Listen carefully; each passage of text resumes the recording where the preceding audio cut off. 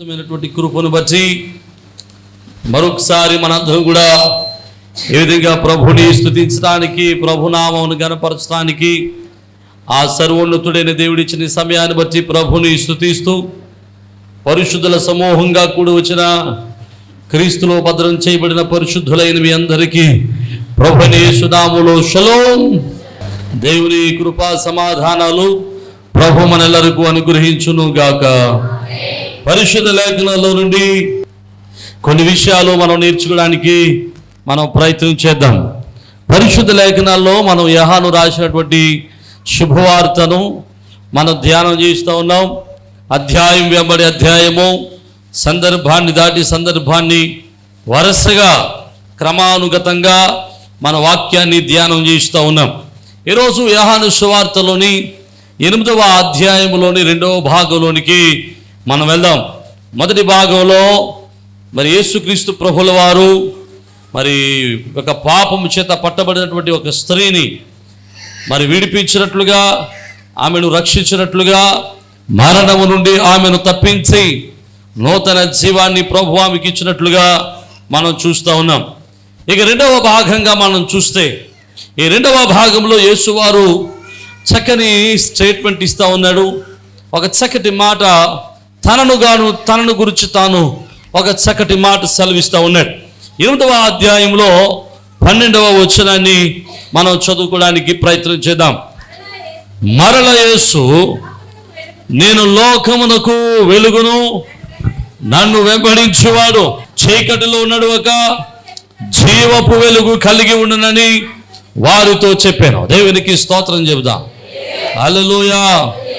ఇక్కడ యేసు వారు ఓ మాట చెప్తా ఉన్నాడు, నేను లోకమునకు వెలుగును, నన్ను వెంబడించువాడు చీకటిలో నడవక జీవపు వెలుగు కలిగి ఉండునని వారితో చెప్పాడు. The bold statement that God Jesus has given, saying that I am the light of the world. నేను లోకమునకు వెలుగునై ఉన్నా. యేసుక్రీస్తు వారు లోకానికి వెలుగై ఉన్నాడని, ఆయన లోకానికి ఎలాంటి వెలుగై ఉన్నాడో, ఎలాగున ఆయన లోకానికి వెలుగునిచ్చాడో, ఆయన జీవమై ఉన్న వెలుగు మనుషులను ఎలాగూ వెలిగింపజేసిందో, లోకాన్ని ఎలాగూ జీవం ఇచ్చిందో మనం యోహాను రాసిన శుభవార్త మొదటి అధ్యాయంలో చాలా విషయాలు నేర్చుకున్నాం. యోహాను సువార్త మొదటి అధ్యాయంలో 4వ వచనంలో చక్కటి మాట ఉంటుంది. ఆయనలో జీవం ఉండెను, ఆ జీవము మనుషులకు వెలుగై ఉండెను, ఆ వెలుగు చీకటిలో ప్రకాశించుచున్నది కానీ చీకటి దాన్ని గ్రహింపకుండెను. 9వ వచనం, నిజమైన వెలుగు ఉండెను, అది లోకములకు వచ్చుచు ప్రతి మనుషుణ్ణి వెలిగించుచున్నది. దేవునికి స్తోత్రం చెబుదాం. ఈ మాట గురించి మనం ధ్యానం చేసినప్పుడు అసలు జీవమైన వెలుగు అంటే ఏంటో, వెలుగులో ఉన్న జీవమేంటో, జీవములో ఉన్న వెలుగేంటో కొన్ని విషయాలు ఆ రోజు మనం నేర్చుకోవడానికి దేవుడు సహాయం చేశారు. ఒకవేళ మీకు ఆ జీవమైన వెలుగేంటో, ఆ వెలుగులో జీవం ఎలాగుందో, ఆ జీవంలో ఉన్న వెలుగు వలన లోకం ఎలాగూ సృజింపబడిందో, ఎలాగూ తయారు చేయబడిందో, లోకంలో మనుషులకు, జీవాలకు, లేకపోతే సమస్త సృష్టికి ఆయన వెలుగు ఎలాగున జీవంనిచ్చిందో మనం తెలియాలంటే ఒకసారి మన యూట్యూబ్ ఛానల్లోకి వెళ్ళి ఆ ఛానల్లో చివరికి వెళ్తూ ఉంటే, కెంటుకుంటూ వెళ్తూ ఉంటే, వీడిని కెంటుకుంటూ వెళ్తుంటే జీవమైన వెలుగు అనేటువంటి ఒక టైటిల్తో ఒక సందేశం ఉంటుంది. ఇంచుమించు 40 నిమిషాల సందేశం ఉంటుంది. ఆ సందేశంలో ఆయన జీవము మనుషులకు ఎలాగూ వెలుగునిచ్చిందో, ఆయన వెలుగు, ఆయన జీవము మనుషులకు, లోకానికి, ఈ సృష్టిలో ఉన్న దానికి జీవము ఎలాగూ కలిగించిందో అక్కడ కొన్ని విషయాలు మనం నేర్చుకున్నాం. ఈరోజు అంతకు మించి దాని నుంచి కొంచెం దూరం వెళ్ళి మనం లోతైనటువంటి భావాల్లోకి వెళ్ళి దేవుని యొక్క వాక్యంలో కొన్ని విషయాలు నేర్చుకోవడానికి మనం ప్రయత్నం చేద్దాం. యేసు వారు లోకానికి ఏమై ఉన్నాడు? వెలుగై ఉన్నాడు. లోకానికి ఆయన వెలుగై ఉంటే లోకములో ఏముంది చెప్పట్లేదు. యెషయా గ్రంథము 60వ అధ్యాయము 2వ వచనంలో ఒక చక్కటి మాట ఉంటుంది. యెషయా గ్రంథము 60వ అధ్యాయము 2వ వచనం, చూడము భూమిని చీకటి కమ్ముచున్నది, కటిక చీకటి జనములను కమ్ముచున్నది. వాక్యంలో చెప్తున్నాడు, చూడము చీకటి భూమిని కమ్ముతున్నది, కటిక చీకటి జనములను కమ్ముచున్నది అంటున్నాడు. ప్రియమైన దేవుని బిడ్డరా, అనగా భూమి మీద ఏమి కమ్ముకుంటా ఉంది? చీకటి కమ్ముకుంటా ఉంది. చీకటి భూమి మీద ఆవరిస్తూ ఉంది. భూమి మీద చీకటి సంబంధమైనటువంటి సమస్తమును కూడా భూమి మీద ఆవరించి ఉంది. ఎలాంటి చీకటి అంటే కటిక చీకటి ఆవరించింది అంటే. ఇప్పుడు చాలామంది అంటూ ఉంటారు, పాస్ గారికి ఇంకా మత్తులో నుంచి బయటకు రాలేనట్టున్నాడు, ఇంకా మొహం కడిగాడు కానీ నిద్రలో నుంచి బయటకు రాలేదేమో, నిద్రలో మాట్లాడుతున్నాడేమో, ఇక చీకటి పోపాట పెట్టండి, చీకటి పోయి చాలాసేపు అయింది, సూర్యుడు వచ్చి చాలాసేపు అయింది. ఈ చీకటి కాదు, ఈ భూమి మీద చీకటి అనేటువంటిది ఒకటి ఉంది. ఆ చీకటి ఆత్మ సంబంధమైన చీకటి భూమి మీద ఆవరిస్తూ ఉన్నది. ఈ చీకటి ఎక్కడి నుంచి వచ్చిందా అంటే దేవుని యొక్క వాక్యంలో చూస్తే ఎఫెసీయులకు రాసిన పత్రిక 6వ అధ్యాయము 12వ వచనంలో అంటాడు, ఏవో మనం పోరాడునది లోక సంబంధులతో కాదు. చదవండి ఆ మాట. ఏలయనగా మనము పోరాడునది శరీరులతో కాదు కానీ అమ్మా ప్రధానులతోనూ అధికారులతోనూ ప్రస్తుత అంధకార సంబంధులకు లోకనాథులతో మాట్లాడుతున్నాం. జాగ్రత్తగా వినాలి. మనం పోరాడేది అంధకార సంబంధమైన లోకనాథులతో మాట్లాడుతున్నాం. ఎవడు ఈ లోకనాథుడు అంటే అపవాది అయినటువంటి సాతాను. సాతాను అంధకార సంబంధమైన వాడు, సాతాను చీకటి సంబంధమైన వాడు. ఈ అపవాది ఈ అంధకారి సంబంధమైనటువంటి ఈ చీకటి సంబంధమైనటువంటి వీడు లోకాన్ని ఏం చేశాడంటే అంధకారముతో ముంచేశాడు, అంధకారంతో ఉంచేశాడు, చీకటితో ముంచేశాడు. కళ్ళకు చీకటి వెలుగు లేకుండా చేసి ఆ యొక్క భూమి అంతటి మీద అంధకారముతో నింపేశాడు. అర్థమవుతున్న వారు దేవునికి స్తోత్రం చెబుదాం. హల్లెలూయా. ప్రియమైన దేవుని బిడ్డలారా, అంధకారము 2 విధాలుగా ఉంది. మొదటి అంధకారం ఏంటో మీకు జ్ఞాపకం చేస్తాను. యోబు గ్రంథము 33వ అధ్యాయము 28వ వచనాన్ని మనం చదువుదాం. యోబు గ్రంథము 33వ అధ్యాయము 28వ వచనం. తొందరగా. ఆ కోపములోనికి దిగిపోకుండా నా ప్రాణమును ఆయన విమోచించి ఉన్నాడు, నా జీవము వెలుగును చూచుచున్నది. దేవునికి స్తోత్రం చెబుదాం. హల్లెలూయా. యోబు ఒక స్టేట్మెంట్ ఇస్తా ఉన్నాడు, తన స్నేహితులతో మాట్లాడుతూ అంటున్నాడు, ఇదిగో నా జీవము నా ప్రాణము వెలుగును చూచుచున్నది. మనుషులు కూపములో అంధకారములో దిగిపోకున్నట్లు ఆయన వెలుగు మనుషులను కాపాడుతా ఉందని చక్కని మాట యోబు గ్రంథంలో దేవుడు రాయించి పెట్టాడు. అర్థమవుతున్న వారు దేవునికి స్తోత్రం చెప్దామా? హల్లెలూయా. ప్రియమైన దేవుని బిడ్డలారా, మనుషులు పాప కూపములో లేదా చీకటిలో కూరుకుపోకుండా, చీకటి కూపంలో కూరుకుపోకుండా దేవుడు ఏం చేస్తున్నాడు తెలుసా? తన వెలుగును ప్రకాశింపజేస్తూ ఉన్నాడు. దేవునికి స్తోత్రం చెబుదాం. ఇప్పుడు యోబులో ఈ మాట రాయబడుతున్న గ్రంథంలో, యోబు గ్రంథంలో ఈ మాట రాయబడ్డానికి గల కారణం ఏంటి తెలుసా? యోబు యొక్క జీవితము అంధకారముతో నింపిపోయింది. ఎలాంటి అంధకారము? మీకు మంచి మాట చెబుతారు. అంధకారం అనగానే ఎవరికి సంబంధించింది? అపవాదికి సంబంధించింది. ఎందుకంటే అపవాదే మాత్రమే అంధకారాన్ని తీసుకురాగలిగిన వాడు. మీకు మంచి మాట చెప్తాను. వెలుగు లేని చోట ఏముంటుంది? చీకటి లేని చోట ఏదైనా ఉంటుందంటారా? చీకటి కోసం మనం ఏం చేయక్కర్లేదు. వెలుగును తీసేస్తే ఆటోమేటిక్గా చీకటి వస్తుంది. అంటే ఈ లోకంలో చీకటి ఉంది. ఈ లోకంలో చీకటి ఉన్నప్పుడు ఆ చీకటిని పారద్రోలాలంటే ఏం చేయాలి? వెలుగును తీసుకురావాలి. అందుకని ఈ లోకానికి యేసు వారు లోకానికి వెలుగుగా వచ్చాడు. అర్థమైన వారు దేవునికి స్తోత్రం చెప్పాలా? హల్లెలూయా. మంచి మాట చెప్తాను. యోబు జీవితంలో అంధకారముతో ఉన్నాడు. అంధకారములో ఉండి కోపములో ఉండి అతని మీదకి జీవము వెలుగు చూడడానికి సిద్ధంగా ఉంది. నన్ను ఈ మాట చెప్పనవండి, యోబు జీవితంలోకి ఎందుకు అంధకారం వచ్చింది? ఎలా వచ్చింది అంధకారము? ఆ అంధకారం అంటే ఏంటి? ఒకసారి మనం ఆలోచన చేస్తే యోబు గ్రంథం మొదటి అధ్యాయంలోకి వెళ్తే ఆ ఒక మొదటి అధ్యాయంలో యోబు యొక్క జీవితము చాలా ఆశీర్వాదకరంగా ఉందండి, చాలా ఆనందంగా ఉందండి. ఎలా ఉందండి? యథార్థవంతుడిగాను నీతివంతుడిగాను ఏమాత్రం కూడా కల్మషం లేని వాడిగాను చక్కని పిల్లా పాపలతో చక్కని సిరి సంపదలతో ఊజు దేశం అంతటిలోనూ గొప్ప ధనవంతుడిగా యోబు వెరసిల్లుతా ఉన్నాడు. నమ్మిన వారు అర్థమైతే దేవునికి స్తోత్రం చెప్పాలా? హల్లెలూయా.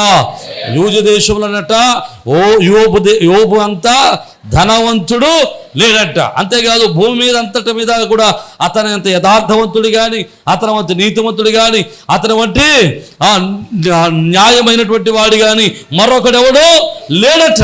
అలాంటి పరిస్థితుల్లో యోబు మీద దేవుని యొక్క హస్తము ఉండి యోబును కాపాడుతూ ఉంది. ఒకరోజు తటస్థించింది. ఆ రోజున దేవుని దూతలందరూ కలిసి, హలో వినాలి, దేవుని దూతలందరూ కలిసి పరలోకములో జరిగేటువంటి మీటింగ్కి వెళ్ళారట. ఎక్కడ జరుగుతుంది మీటింగు? ఎవరి దగ్గర?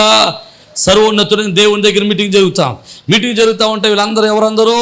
దేవుని దూతలందరూ ఆయా లోకాలలో, ఆయా ప్రపంచాలలో, ఆయా గ్రహాల మీద, లేదా ఆయా సృష్టిలో ఉన్నటువంటి సమస్త కార్యాలు, దేవుని కార్యాలు జరిగిస్తున్నటువంటి దేవుని యొక్క దూతలందరూ కలిసి దేవుని మందిరంలో నిలిచి ఆయన ఎదుట రిపోర్ట్ ఇవ్వడానికో, ఆయనతో మాట్లాడడానికో, ఆయన యొక్క సందేశాలు వినడానికో, లేదా ఆయన యొక్క ఆదేశాలు తీసుకోవడానికో దేవుని సముఖంలో నిలబడి ఉన్నారు. ఎప్పుడైతే దేవుని యొక్క సన్నిధిలో దేవదూతలందరూ నిలిచి ఉన్నారో అప్పుడు వీళ్ళతో పాటు ఎవడెళ్ళాడు? అపవాది కూడా వెళ్ళాడు. అపవాది కూడా వెళ్ళి దేవదూతలందరితో నిల్చున్నాడు. జాగ్రత్తగా వినండి, నన్ను ఈ మాట చెప్పనివ్వండి. అంటే అపవాదికి పరలోకానికి వెళ్ళడానికి యాక్సెస్ ఉందన్నమాట. అంతే కదా దాని అర్థం? అంటే ఇప్పుడు అపవాది పరలోకం వెళ్ళగలడు, అంటే దేవుని సన్నిధికి వెళ్ళగలడు, రాగలడు. ఎప్పుడు వరకు వెళ్ళి రాగలడు? వారిని తిరిగి రాకుండా అగ్నిగుండంలో పడవేసే వరకు వాడికి అవకాశం ఉంది. అంటే నేను అనుకుంటున్నాను, పరలోకం వెళ్ళగలిగినటువంటి అధికారం, అవకాశము వీడికి ఇచ్చాడంటే దేవుడు వీడి పట్ల ఇంకా ప్రేమ చూపించి వీడు ఇంకా మారు మనసు పొందుతాడేమో అని ప్రభు ఆ దేవునికి స్తోత్రం చెబుతాం. హల్లెలూయా. మీకు మంచి మాట చెప్పరా? వీడు అక్కడ మారు మనసు పొందితే చాలండి, ఇంకెవడు మారు మనసు పొందక్కర్లేదు. ఎవడొకడు? అపవాది ఒకడు మారు మనసు పొందితే చాలు. ఇంకా భూమి మీద మనుషులు ఎవరో మారు మనసు పొందాల్సిన అవసరం లేదు. ఎందుకని వీడే నాశనం చేస్తున్నాడు అందరిని. వీడి వలనే ఆ మనుషులందరూ జీవితాలు పాడైపోయి, ఆలోచనలు పాడై, జీవన విధానాలు పాడై, మారు మనసు పొంది జీవితాలు మార్చుకోవాల్సి వస్తుంది. వీడిగాక మారు మనసు పొందితే ఇక భూమి మీద అపవాది అనేవాడు ఉన్నాడు, భూమి మీద మనసులు పాడు చేసేవాడు ఉన్నాడు, జీవితాలు పాడు చేసేవాడు ఉన్నాడు, ఆలోచనలు పాడు చేసేవాడు ఉండడు. అర్థమైతే దేవునికి స్తోత్రం చెప్పండి. హల్లెలూయా. ప్రియమైన దేవుని బిడ్డలారా, ఈ అపవాది పరలోకంలోనికి వెళ్ళినప్పుడు దేవదూతలందరితో పాటు వీడు ఉన్నాడు. కానీ అందరిలో పాటు వీడు ప్రత్యేకంగా కనబడుతున్నాడు. హలో, ఎందుకని ప్రత్యేకంగా కనబడుతున్నాడు అంటారు? వీడు అందరూ తెల్లగా ఉన్నారు, వీడు ఒకడు అని మన ఉద్దేశం. దేవునికి స్తోత్రం. హల్లెలూయా. ఏమండి, మనం అనుకుంటాం దైవం అంటే అపవాది అంటే ఎలా ఉంటాడు? నల్లగా కొమ్ములు వేసుకుని ఉంటాడు. ఆయన ఏమాడు ఎలా ఉంటాడు మనకి ఏం తెలుసు, కానీ వాడు మాత్రం వాక్యులు ఏమన్నాడు తెలుసు వాడి గురించి? చాలా సుందరమైనడట, చాలా అందమైనడట. దేవునికి స్తోత్రం. హెజ్కేలు గ్రంథంలో రాస్తాడు కదా, చెప్పాను కదా ఒకసారి అపవాది గురించి చెప్పినప్పుడు, వాడు చాలా సుందరమైన వాడు, అందమైన వాడట, దేవునికి చాలా ఇష్టమైన వాడట. అలాంటి వాడు పరలోక రాజ్యాన్ని పాడు చేసుకుని భూలోకాన్ని పడ్డాడు. జ్ఞాపకం చేసుకుంటే వాడు వెళ్ళాడట. మీకు మంచి మాట చెప్పిన, మొహం తెల్లగా ఉందా నల్లగా ఉన్నదని కాదు, మీకు మంచి మాట చెప్తాను, జాగ్రత్తగా వినండి. పరలోకంలోని దేవదూతలందరితో పాటు వీడు వచ్చినా వీడు ప్రత్యేకంగా కనబడుతున్నాడు. కారణం ఎలాగో చెప్తాను చూడండి. ఎలా కనబడుతుందో చెప్పండి. మీరు ఇంతమంది ఇక్కడ కూర్చొని ఉన్నారు కదా, ఇన్ని వందల మంది ఇక్కడ కూర్చొని ఉంటే ఇంతమందిలో కూడా కొంతమంది మొఖం మీద కొట్టినట్టు కనబడతాయి. మీరు ఎంత పేరెంలో రాసుకుని, ఎంత పౌడర్ రాసుకుని వచ్చినా మీ మొఖాలు దరిద్రమైన మొఖాల్లా కనబడతాయి. ఏ దరిద్రం? మీకు మంచి మాట చెప్పిన, కొన్ని మొఖాలకి పొద్దున్న ప్రార్థన ఉండదు, మధ్యాహ్న ప్రార్థన ఉండదు, సాయంకాలం ప్రార్థన ఉండదు. వీళ్ళ మొఖాలకి అసలు ప్రార్థన అనేదే ఉండదు. ప్రార్థన లేని మొఖాలు దరిద్రం కొట్టుకుంటూ దరిద్రం అంతా మొఖం మీద కనబడుతుంటుంది. అలాగే నిజమే, ప్రార్థన చేస్తే మొఖాలు రూపురేఖలు మారుతాయని వాక్యం చెప్పిందండి. దేవునికి స్తోత్రం. హల్లెలూయా. మోషే ప్రార్థన చేస్తే అతని ముఖ స్వరూపము ప్రకాశించింది. స్టెఫెను ప్రార్థన చేస్తే దేవదూత రూపం వలె మార్చబడ్డాడు. దేవునికి స్తోత్రం. మీ ఆడవాళ్ళందరికీ మంచి మాట చెప్తారు, మీరు 12 రోజులు రాసుకక్కర్లేదు, రోజు మోకరించి ఒక గంట ప్రార్థన చేయండి. హల్లెలూయా. అయినా మొహం 12 రోజులు కొనుక్కుంటారు, కానీ ప్రార్థన మాత్రం చేయరు. ప్రియమైన దేవుని బిడ్డలారా, జ్ఞాపకం చేసుకునండి, ప్రార్థన లేని మొఖాలు దరిద్రం కొట్టుకుని మొఖాల్లాగా అలా కనబడుతూనే ఉంటాయి. మాకు తెలిసిపోతుంటుంది ఈ దరిద్ర మొఖం ప్రార్థన చేయలేదు, ఇవాళ ఈ దరిద్ర మొహం ప్రార్థన చేయలేదని. కానీ మేము ఏమంటామండి, అమ్మ సూపరమ్మ నువ్వు దేవునికి స్తోత్రం, దేవుడిని దీవించి మనసులో చెప్పుకుంటా, ప్రభు ఈ పాపిని క్షమించిన ఆయన, ఈ పాపిని దీవించిన ఆయన. మా మనసులో ప్రార్థన ఏంటంటే ఈ పాపికి మారు మనసు దయచేయను ఆయన, ఈ పాపికి ప్రార్థన చేసే మనసు ఇదని ప్రార్థన చేస్తాం. అర్థమైతే దేవునికి స్తోత్రం. రైట్, ప్రార్థన చేస్తే మనసులో నెమ్మది కలుగుతుంది. ఆ నెమ్మది వలన ముఖంలో సంతోషం కలుగుతుంది, ముఖంలో నెమ్మది కలుగుతుంది, ముఖంలో సౌందర్యం కలుగుతుంది, ముఖ రూపము మారుతా ఉంది. హల్లెలూయా, హల్లెలూయా. ఇప్పుడు చాలామంది అనుకుంటారు అంటే నేను ప్రార్థన చేయట్లేదు కాబట్టి నన్ను అంటున్నాడు పాస్టర్ గారు అని. అలాగనుకుంటున్న వాళ్ళందరూ దేవునికి స్తోత్రం చెప్పండి. ఆ మంచి వాళ్ళు మీరు ఎవరు అనుకోవట్లేదు. ఇక నుండైనా మీరు ప్రార్థన చేసి ఆత్మను కలిగి ఉందురుగాక, ప్రార్థనాత్మను కలిగి జీవించుదురుగాక, ప్రార్థనాత్మతో జీవించుదురుగాక, ప్రార్థనా పరులయ్యుందురుగాక. హల్లెలూయా. ప్రార్థన పరిస్థితులను మారుస్తుంది, మన స్థితిగతులను మారుస్తుంది. ప్రార్థన మన జీవితాలను మారుస్తుంది, మన కష్టాలను తీరుస్తుంది, మన అవసరాలు తీరుస్తుంది, దేవుని చిత్తాన్ని తెలియపరుస్తుంది, పరలోకం దైవ సన్నిధి భూలోకాన్ని తీసుకొస్తుంది, పరలోకములో దైవ ఆశీర్వాదాన్ని భూమి మీదకి తీసుకురాగలుగుతుంది. ప్రార్థన దేవునికి సమీపస్తులను చేస్తుంది, ప్రార్థన దేవునికి ఇష్టంగా మారుస్తుంది, ప్రార్థన దేవుని రూపంలోనికి మనల్ని మారుస్తూ ఉంది. హల్లెలూయా, హల్లెలూయా. ప్రార్థన మన వ్యక్తిగత జీవితాన్ని మారుస్తుంది, ప్రార్థన మన కుటుంబ జీవితాన్ని మారుస్తుంది, ప్రార్థన మన గ్రామాన్ని మారుస్తుంది, ప్రార్థన మన దేశాన్ని మారుస్తుంది, మన ప్రార్థన దేశ అధికారుల మనస్సును మారుస్తుంది. నమ్మిన వారు బిగ్గరగా దేవునికి స్తోత్రం చెప్పాలా. హల్లెలూయా. మనం కలిసి ప్రార్థన చేస్తే మన పరిస్థితులు, మన స్థితిగతులు అన్నీ యేసు నామములో మార్చబడతాయి. మన దేశం సుభిక్షంగా ఉంటుంది, మన దేశం ఆనందంగా ఉంటుంది. నమ్మిన వాళ్ళు దేవునికి స్తోత్రం చెప్పాలా.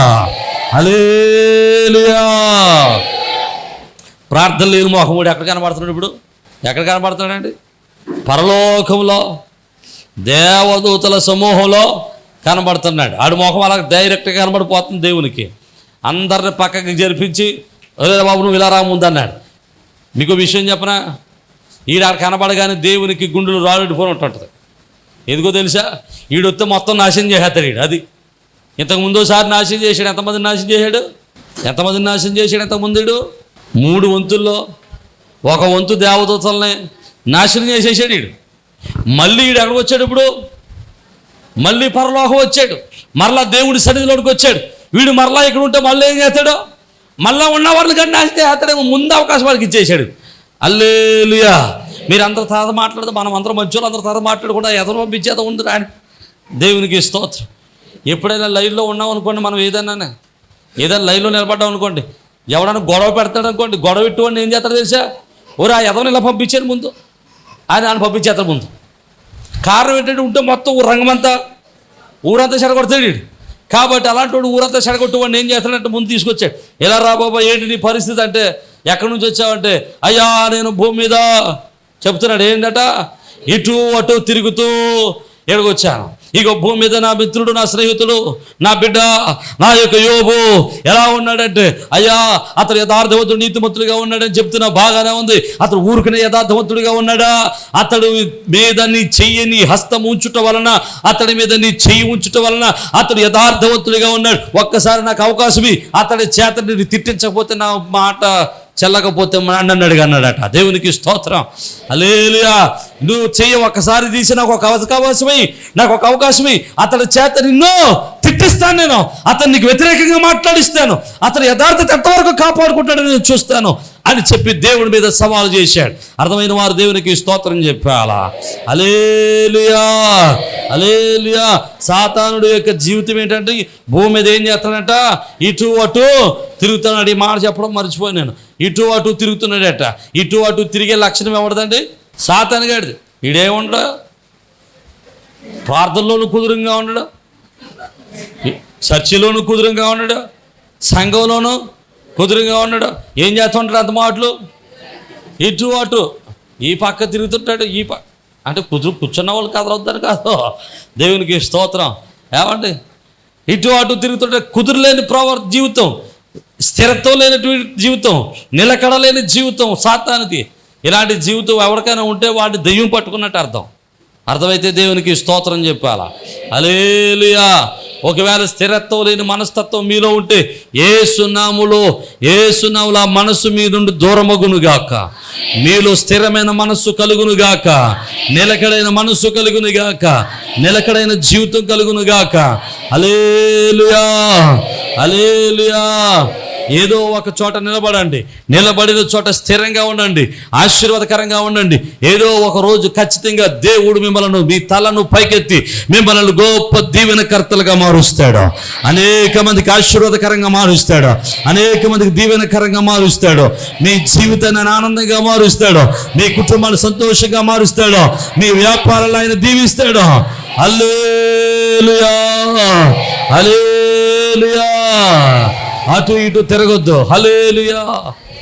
అటు ఇటు అది ఇది అని చెప్పొద్దు. స్థిరంగా ఉండండి చోట. యోబుగా పర్మిషన్ ఇచ్చాడు దేవుడు. సరే అయితే వెళ్ళు, అయితే నీకు మంచి మాట చెప్తున్నాను చూడు, జాగ్రత్తగా విను. అతని మీద కలిగి ఉన్న అన్నిటి మీద నీకు అధికారం ఇస్తున్నాను, కానీ అతని ప్రాణమును మాత్రం ముట్టుకోవద్దా, అతని ప్రాణాన్ని మాత్రం ముట్టుకోవద్దా అని దేవుడు ఖచ్చితంగా ఆజ్ఞాపించాడు. దేవుని హస్తము వెనక తీయబడింది. ఎక్కడి నుంచి? యోబు యొక్క జీవితంలో నుంచి దేవుని హస్తం బయటకు తీయబడింది. యెహోవా హస్తం వెనక తీసుకున్నాడు. యెహోవా హస్తం వెనక తీసుకోగానే ఆటోమేటిక్గా ఎవరి హస్తం వచ్చేసింది? ఇప్పుడు ఎవడిడు? అంధకార సంబంధమైన వాడు. ఎవడిడు? అంధకార సంబంధమైన లోకనాథుడు. దేవుని యొక్క వెలుగు ఎప్పుడైతే యోబు మీద నుంచి తొలగింపబడిందో ఇప్పుడు ఎవడొచ్చేసాడు? అంధకారం వచ్చింది. అంధకారం వచ్చిందంటే ఏమైపోతుందో తెలిసే వెంటనే వాడి అంధకారము యోబు మీద ఎప్పుడైతే అలుముకుందో, ఎప్పుడైతే అపవాది వచ్చి యోబు మీద కలుముకోవటం మొదలుపెట్టాడో, యోబు మీద ఎప్పుడైతే అంధకారం అలుముకోవటం మొదలుపెట్టిందో, సాతాడు ఎప్పుడైతే యోబు మీద చేతులు పెట్టడం ప్రారంభించాడో ఒక్కొక్కటి నష్టమే. ఏంటి ఆ నష్టం? మొదటి నష్టం ఏమైంది? తన వ్యవసాయం అంతా నాశనం అయిపోయింది. అర్థమైతే దేవునికి స్తోత్రం చెప్పండి. మొదటి నష్టం ఏంటంటే వ్యవసాయం అంతా నష్టం. రెండవది ఏంటంటే తనకున్నటువంటి పంట పాడంతా కూడా నష్టమైపోయింది. తనకున్న గదులు, ఎద్దులు, ఆవులు, ఒంటెలు, గొర్రెలు, ఆ యొక్క గాడిదలు అన్నిటి చచ్చిపోయాయి. జాగ్రత్తగా వినాలి. పనివారందరూ యొక్క శత్రువు వచ్చి తీసుకుని పోయారు. తనకున్న ఆస్తి అంతా పోయింది, తనకున్న అన్నంతస్తులతో పోయింది, తన బిడ్డలందరూ చనిపోయారు. అంత నష్టమే కలుగుతుంది. ఎందుకు నష్టం కలుగుతుంది? ఎందుకు నష్టం కలుగుతుంది?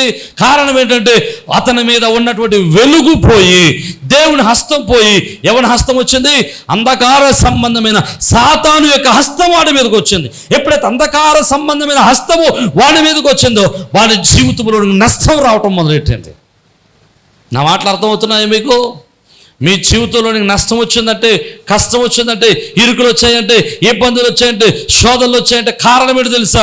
దేవుని యొక్క హస్తం మీ దగ్గర నుంచి తొలగింపబడి మీ మీదకి అంధకార సంబంధమైనటువంటి లోకనాథుడు మిమ్మల్ని ఆవరించుకున్నాడు. మీ కుటుంబంలో సమాధానం పోతుందంటే అర్థం ఏంటి తెలుసా? అంధకారం మిమ్మల్ని అలుముకుంటుంది. మీ కుటుంబంలో సంతోషం పోతుందంటే అర్థం ఏంటి తెలుసా? అంధకార సంబంధమైనటువంటి లోకనాథుడు మీ మీద అలుముకుంటూ వస్తా ఉన్నాడు. నన్ను మాట చెప్పనివ్వండి. ఎప్పుడైతే అపవాది సాతానుడు ఆ యొక్క యోబు మీద అలుముకోవటం మొదలు పెట్టాడో, అపవాది ఆ యొక్క యోబు జీవితంలో అడుగు పెట్టాడో, అతని జీవితం అంత అంధకారంగా మారిపోయింది. ప్రభునందు ప్రియ సజీవ స్వరం అనేటువంటి యొక్క వర్తమానాన్ని వింటున్నటువంటి మీ అందరికీ ప్రభునాన్ని బట్టి శుభాలు. మీ గృహాలలో మీతో కలిసి ఈ విధంగా ప్రభువును ఆరాధించడానికి ప్రభు ఇచ్చిన సమయాన్ని బట్టి ప్రభువుని స్తుతిస్తూ ఉన్నాను. ప్రతిదినం మీరు వీక్షిస్తున్న ఈ వర్తమానాలను బట్టి మీరు ఆశీర్వదింపబడుతున్నారని మేము ఎంతగానో ప్రభునందు ఆనందిస్తూ ప్రభువును స్తుతిస్తూ ఉన్నాం. మీరు ఇస్తున్నటువంటి ప్రతి మెసేజ్ లేకపోతే మీరు ఇస్తున్నటువంటి ఈ యొక్క ప్రోత్సాహం దేవుని పనులు మమ్మల్ని ఎంతగానో బలవంతులు చేస్తూ ఉంది. కనుక మీరు ఈ వర్తమానాల చేత ఆశీర్వదింపబడుతున్నట్లయితే ఇంకా అనేక మందికి ఈ వర్తమానాల్ని పరిచయం చేయండి.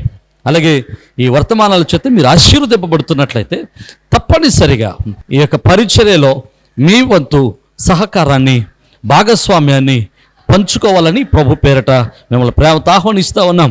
చాలామంది అడుగుతూ ఉన్నారు, అయ్యా మేము ఈ పరిచర్యలు ఎలా పాలుభాగస్తులం కావాలి అని.